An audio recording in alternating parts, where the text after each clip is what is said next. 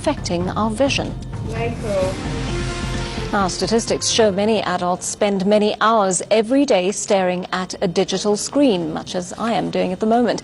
These include computers, cell phones and television. Let's discuss this now with the CEO of Dynamic Vision, Ruahan Naude. Thank you so much for coming in to speak to us, Ruahan. So we don't often think about the damage to our eyes resulting from screens, but give us a sense, how much damage is actually being done? Well, I'd like to break it down into two categories. First of all, the long-term category is a condition of developing age-related macular degeneration, which is basically loss of central vision, and there's nothing we can do about it. So you can lose sight. So that is in the long term, and therefore the prevention is the cure.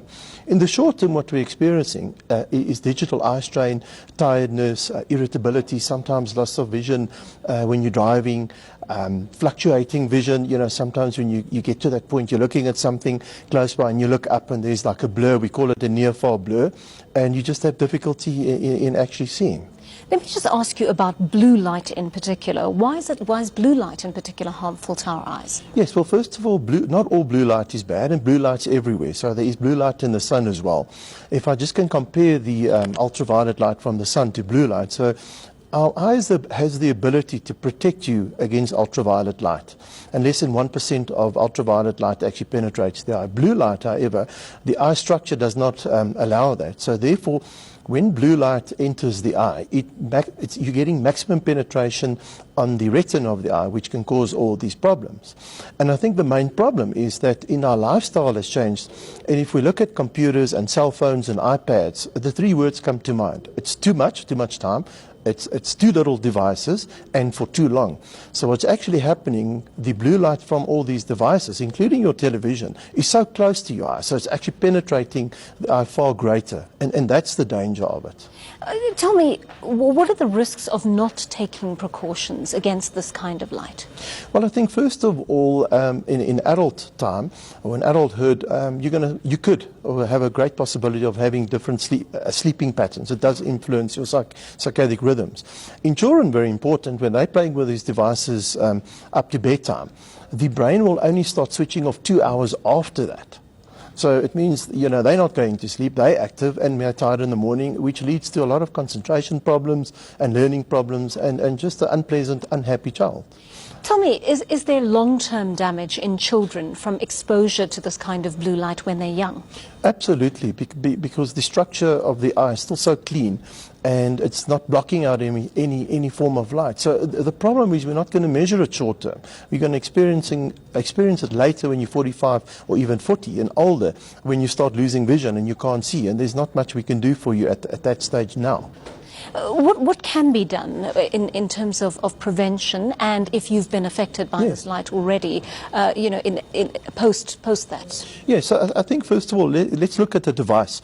In our group in Dynamic Vision, we partner with Seiko lenses, and I brought 2 samples of it. So one of the lenses actually have a blue control that actually prevents it. So it cuts the blue light. So if we just talk about blue light is a very short wavelength, and for that it's got a lot of energy in it, and that's where it comes in. So there's a coating that we put on the lens called blue control that actually prevents it. So that's the first important thing. The second thing is, when you're working with devices, you're actually holding it a lot closer. So your eye's working harder, your eye can go into spasm, and at the end of the day it could affect your long-term vision. And therefore they've designed, or lately there's a lens that we call an accommodative or support lens, which actually relaxes the eyes at near, and when you look close by and you look far, it's much easier to see, and preventing eye strain and preventing you becoming short-sighted. So that's on the devices.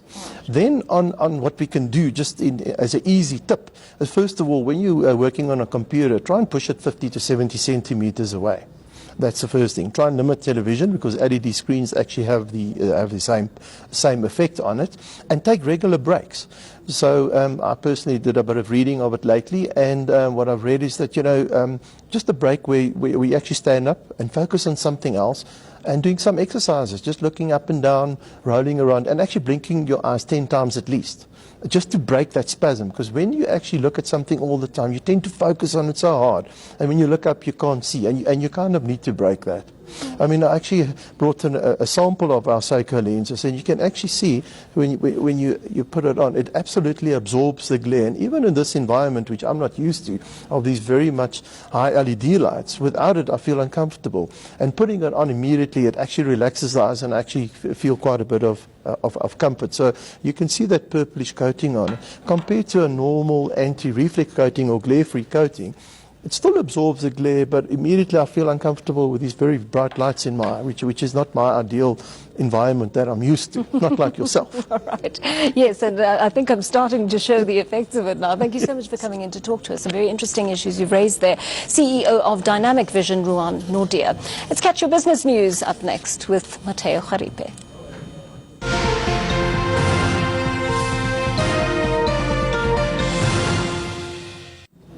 Thank you very much, Joanne. Straight to the markets now. Industrials and financials pulled up the local market today. The oil share was firm, up 1.5%. Industrials and financials were strong, up close to 2%. Gold shares retreated today despite the rand's weakness. Lonmin was a great performer in the resources sector, gaining more than 10% in morning trade.